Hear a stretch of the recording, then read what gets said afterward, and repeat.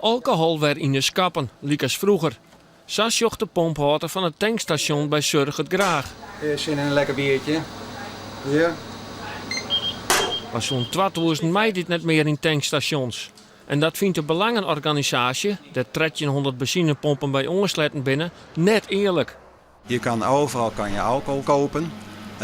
Kan hier doorrijden naar het wegrestaurant. Daar kan u inderdaad een biertje kopen of wat dan ook. U kan naar de supermarkt. Overal kan je alcohol kopen.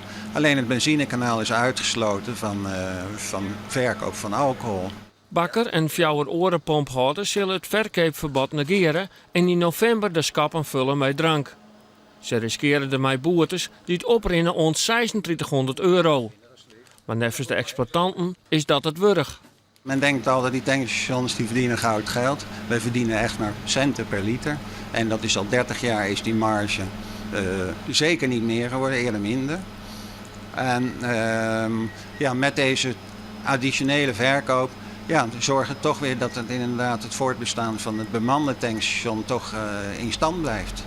De Voedsel- en Warenautoriteit had onkundigen voortdurend op te treden in de pomphouders.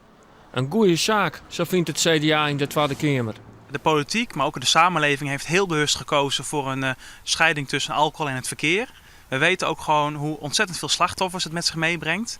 En ik zou in dat kader alleen nog zeggen, doe het nou niet. Je kan op andere manieren ook geld verdienen.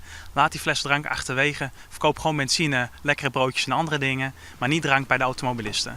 Nevens de rouwe is de kans lieds dat er jochter drankverkeer bij pompstations tastingen zal. Ik won automobilisten, maar er neert van ha. Dat is een slechte zaak.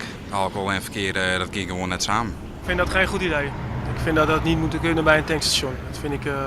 Dat moet bij een drankhandel moet je dat kunnen halen, maar niet als je een ijsje wil halen of iets anders. Dat vind ik helemaal niks.